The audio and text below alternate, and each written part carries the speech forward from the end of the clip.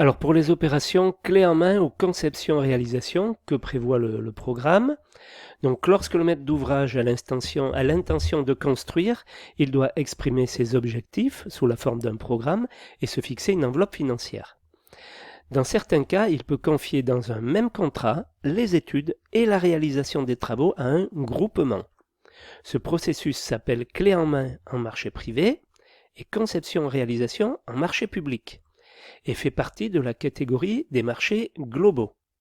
Donc le principe, dans les cas où la conception est soumise à permis de construire, l'architecte doit rester le contractant direct du maître d'ouvrage, l'architecte. Comme il ne pourra être réalisateur de l'ouvrage, il sera co-traitant de l'entreprise de travaux, l'architecte. En marché public, cette procédure de marché global est encadrée par le Code de la commande publique. Il faut qu'il y ait soit un engagement contractuel sur un niveau d'amélioration de l'efficacité énergétique, soit des motifs d'ordre technique qui rendent nécessaire l'association de l'entrepreneur aux études. Quand c'est très technique, effectivement, marché public, il vaut mieux passer par de la conception-réalisation. Ces motifs doivent être liés à la destination ou à la mise en œuvre technique de l'ouvrage.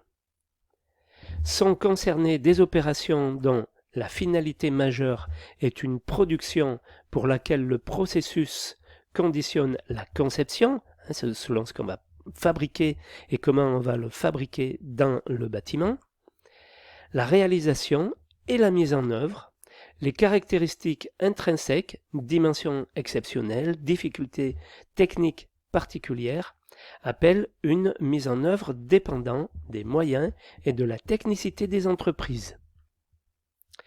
Les articles du Code de la commande publique développent également deux autres procédures de marchés globaux, les marchés globaux de performance, associant l'exploitation ou la maintenance à la réalisation, ou à la conception-réalisation des prestations afin de remplir les objectifs chiffrés de performance. Les marchés globaux sectoriels confiant à un opérateur économique une mission globale pour la réalisation d'ouvrages relevant des besoins de certains acheteurs désignés, police nationale, gendarmerie, défense, sapeurs-pompiers, administration pénitentiaire, centre de rétention ou zone d'attente, établissement public de santé, société du Grand Paris, par exemple. En marché privé, il n'existe aucune nécessité de motif pour recourir à la procédure de conception-réalisation.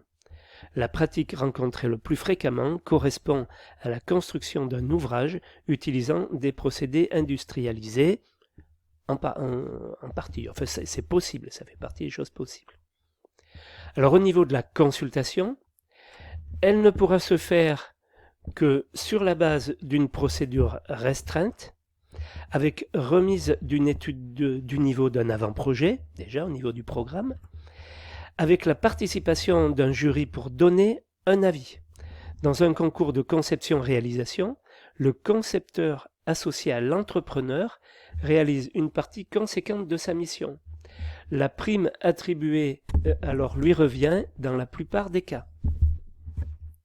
Alors le contrat de conception-réalisation, il se caractérise par une partie traitant de la conception, dont les clauses prennent en compte l'acceptation d'un avant-projet définitif, du projet et des plans d'exécution. Une autre partie réservée à la phase réalisation, avec une maîtrise d'œuvre intégrée à l'entreprise. Donc, le suivi des études et la surveillance des travaux sont à organiser.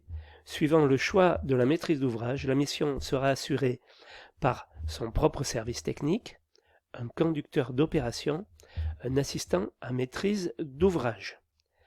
Voilà donc ce que l'on pouvait dire sur le programme. Vous voyez que c'est, enfin j'insiste à nouveau, c'est un élément prépondérant, c'est l'élément fondamental de l'opération de construction. Voilà. Donc le programme, c'est quelque chose que vous devez lire, vous en rédigerez certainement, mais au début vous les lirez et vous devrez vous y fier et absolument les respecter. hein, enfin respecter le programme. Donc, connaissez-en bien tous les tenants et aboutissants, comme je vous disais au début de la vidéo.